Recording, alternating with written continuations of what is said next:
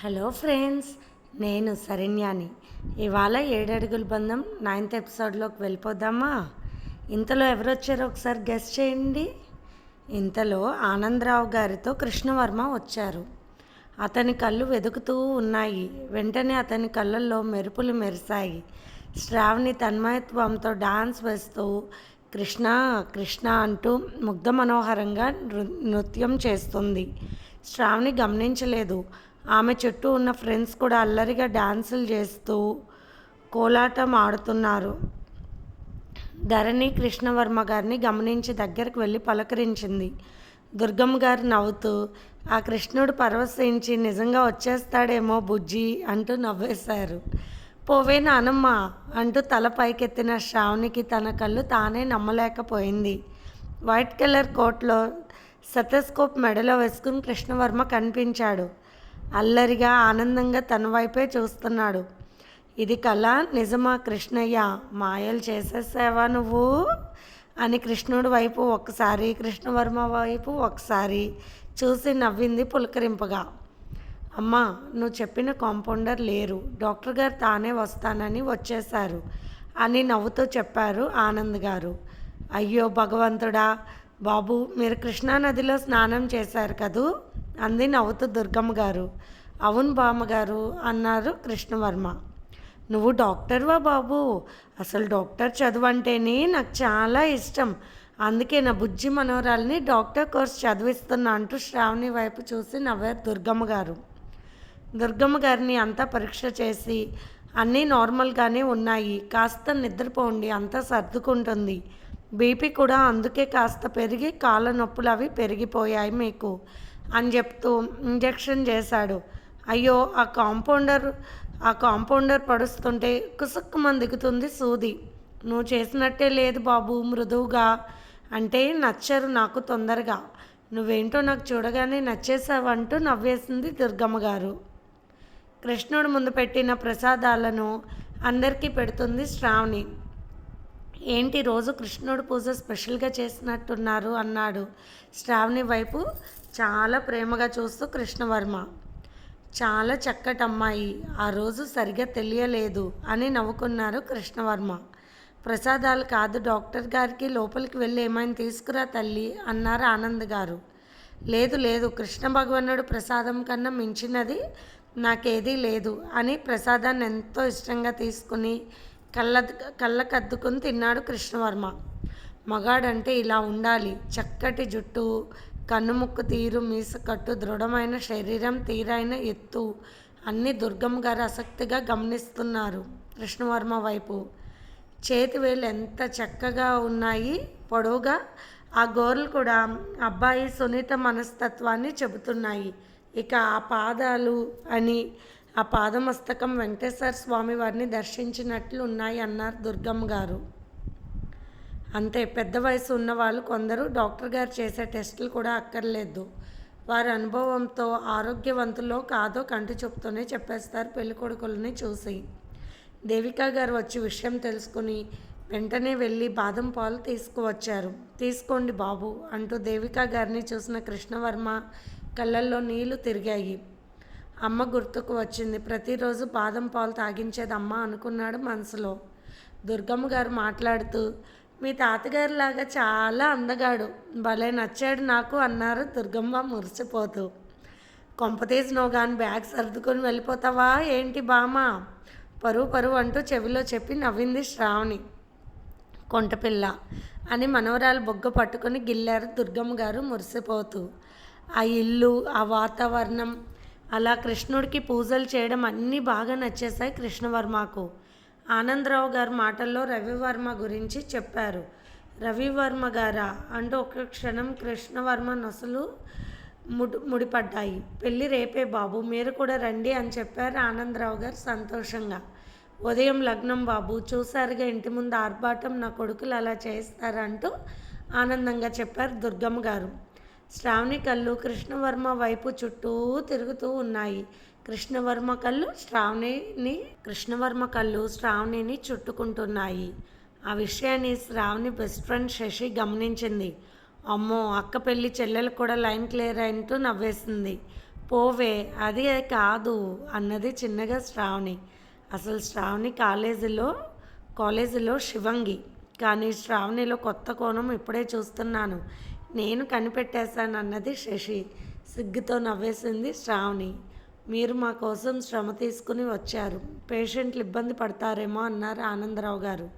వెంటనే తన బాధ్యతని గుర్తు చేసుకుని, సరే అందరికీ వెళ్ళొస్తానని చెప్పి వెళ్ళి వస్తా అమ్మా అన్నాడు. దేవిక గారి వైపు మరొకసారి చూసి కృష్ణ. దేవత రూపం, చేతులెత్తి నమస్కరించాలన్నట్టు అనిపిస్తుంది. మా అమ్మను గుర్తుకొస్తుంది అనుకున్నాడు కృష్ణవర్మ మరొకసారి. శ్రావణి వైపు చక్కటి చూపు ఒకటి విసిరాడు కృష్ణవర్మ. తెలియనట్టుగా వాళ్ళ బాబాయ్తో నడిచింది శ్రావణి. కారులో తీసుకొచ్చారు ఆనందరావు గారు. అందుకే కృష్ణవర్మని తనే హాస్పిటల్ దగ్గర దింపడానికి బయలుదేరారు ఆనందరావు. కృష్ణవర్మ వెళ్తూ శ్రావణిపై ప్రేమతో ఒక చూపు విసిరాడు. నా మనసులో అలజడి లాగానే ఆయన మనసులో కూడా నన్ను చూడాలనిపించింది. అందుకే వచ్చారు, అర్థమైంది కృష్ణ. నీ కళ్ళల్లో ప్రేమ, మా కృష్ణయ్య చేసే పనులు ఇవన్నీ అని నవ్వుకుంటూ లోపలికి వెళ్ళిపోయింది శ్రావణి. ఆ రోజు తెరిపరా చూడలేదు నానమ్మ, అన్న తర్వాత చూశాను. ఎంత అందగాడు బాబు అని సిగ్గుపడింది. ఆమె బుగ్గలు కెంపులు మారిపోయాయి. ఏ బుజ్జి, డాక్టర్ గారికి సాగనంపావా అంటూ కొంటెగా నవ్వారు దుర్గమ్మ గారు. మరి నీకు చాలా నచ్చాడన్నావు కదా, నా భయం నాకు ఉంటుంది అంటూ మరింత చిలిపిగా సమాధానం చెప్పింది శ్రావణి. నానమ్మ మనవరాలు ఏం మాట్లాడుకుంటున్నారో నాకైతే అర్థం కాలేదనుకుంటూ బిజీగా లోపలికి వెళ్ళిపోయారు దేవిక గారు. కారులో కృష్ణవర్మ మాట్లాడుతూ, మిమ్మల్ని ఒక మాట అడగవచ్చా సార్ అని అడిగారు. చెప్పండి డాక్టర్ గారు అన్నాడు ఆనంద్ గారు. పెళ్ళికొడుకు గురించి మీకు తెలుసా అన్నాడు కృష్ణవర్మ. ఏంటి అన్నట్టు చూశారు ఆనందరావు గారు. చెప్పాలా వద్దా అని సంశయంలో పడ్డారు కృష్ణవర్మ. కానీ ఒక ఆడపిల్ల విషయం చెప్పి తీరాలనుకున్నాడు.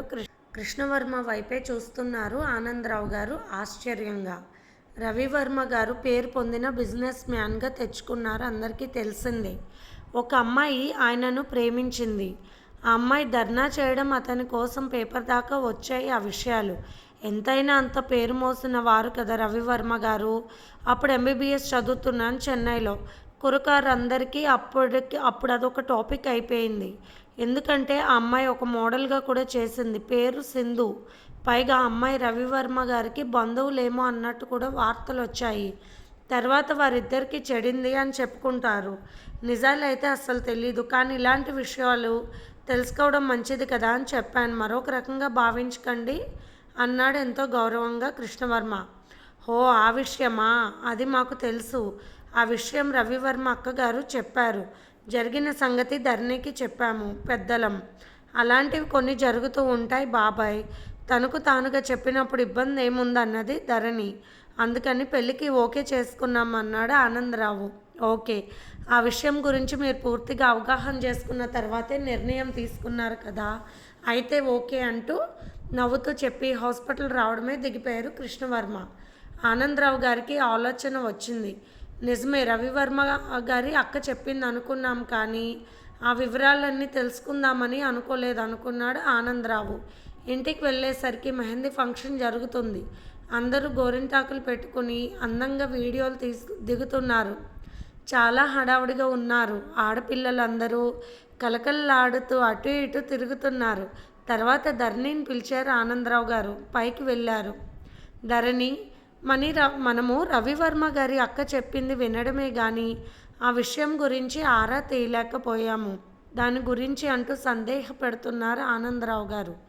బాబాయ్, ఆ విషయం గురించి ఇప్పుడు ఎందుకు? సహజంగా గొప్పవాళ్ళ చుట్టూ ఇలాంటివి జరుగుతూ ఉంటాయి. వారు తప్పు లేకపోయినా పేపర్లకు ఎక్కుతూ ఉంటాయి. అయినా నాకు బాగా నచ్చారని తల వంచుకుని చెప్పింది ధరణి. ధరణి అంత క్లారిటీగా చెప్పేసరికి నవ్వుతూ కిందకు వచ్చేశారు ఆనందరావు గారు. సాయంత్రం ప్రధానం ఫంక్షన్ చాలా గ్రాండ్గా జరిగింది. విలువైన పట్టు చీరలు, నగలు ఎన్నో తీసుకువచ్చారు. వసుంధరాదేవి గారు కూడా వచ్చారు. వసుంధరాదేవి గారు ఉండేసరికి అనురాధ చాలా భయపడుతూ ఉన్నట్టు కనిపించారు. ఫంక్షన్ ముగిసాక అందులో విలువైన నగలు, చీరలు ఉన్నవి. సాధన అవి పైన పెట్టేస్తారా ధరణి గదిలో అని చెప్పారు వసుంధర గారు. ధరణి వైపు చూస్తూ, ఛాయ్ తక్కువైనా కూడా సాక్షాత్తు లక్ష్మీదేవి కల ఉట్టుపడుతుంది. అందుకే రవివర్మకు నచ్చింది అనుకున్నారు. నాకు కావాల్సింది అదే అనుకుంటూ సాధన బట్టలు నగలు తీసుకువెళ్ళి ధర్నా గదిలో పెట్టి వచ్చింది. వసుంధరాదేవి గారిని అందరూ బాగా గౌరవించారు. దుర్గమ్మ గారితో, శ్రీనివాసరావు గారితో, ఆనందరావు గారితో, దేవిక గారితో మాట్లాడారు వసుంధరాదేవి గారు. శ్రావణి చలాకీగా అన్ని పనులు చేస్తూ ఉంది. గీతిక సహాయం చేస్తూ ఉంది. వసుంధరాదేవి గారిని పరిచయం చేసుకున్నారు గీతిక, శ్రావణి. రాజా కూడా వచ్చి పరిచయం చేసుకున్నారు. బాగుంది, ముచ్చటైన సంసారం అన్నారు వసుంధరాదేవి గారు. అంతలో రవివర్మ రావడం, రవివర్మ ధరణికి కొన్ని ఫోటోలు తీయడం చేశారు. ఈరోజు పెందలాడే రెస్ట్ తీసుకోండి, రేపు ఉదయమే పెళ్ళి కదా, మేము కూడా బయలుదేరుతున్నామంటూ వసుంధర గారు కొడుకుతోనూ అందరితో బయలుదేరారు. పెద్ద కొడుకు మోహన్, సాధన ముందుగా వెళ్ళిపోయారు. నానమ్మ పెందలాడి పడుకోమంది అనుకుని ధరణి రూమ్లోకి వచ్చి తలుపులు వేసుకుంది. తన పెళ్లి బట్టలు మంచం మీద ఉండేసరికి ఒక పక్కన పెడదామని తీసింది. అందులో ఒక కవర్ ఉంది. తీస్తే ఫోటోలు ఉన్నాయి. రవివర్మ గారు ఎవరో ఒక అమ్మాయితో చాలా క్లోజ్గా ఉన్నారు.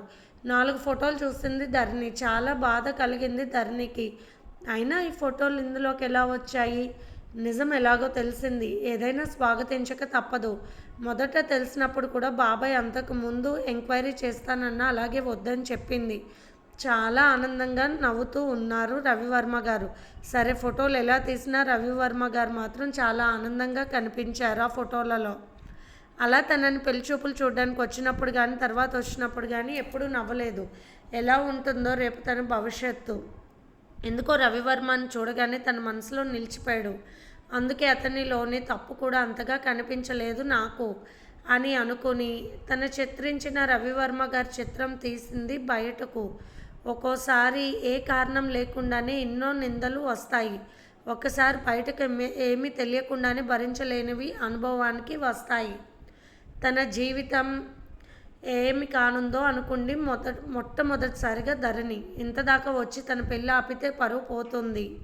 తన తర్వాత 2 చెల్లెల భవిష్యత్ నాశనం అవుతుంది. వారిద్దరికీ ఎన్నో బుద్ధులు చెప్పి తాను ఈరోజు ఈ పెళ్ళి కాదనలేదు. ఎందువలన ఆయనకు నేను నచ్చాను, ఆయన నాకు మనస్ఫూర్తిగా నచ్చారని అనుకుంటూ ధరణి నిద్రలోకి జారిపోయింది. ఇది ఫ్రెండ్స్ ఇవాల్టి ఎపిసోడ్. రేపు మళ్ళీ కలుద్దాం. బాయ్.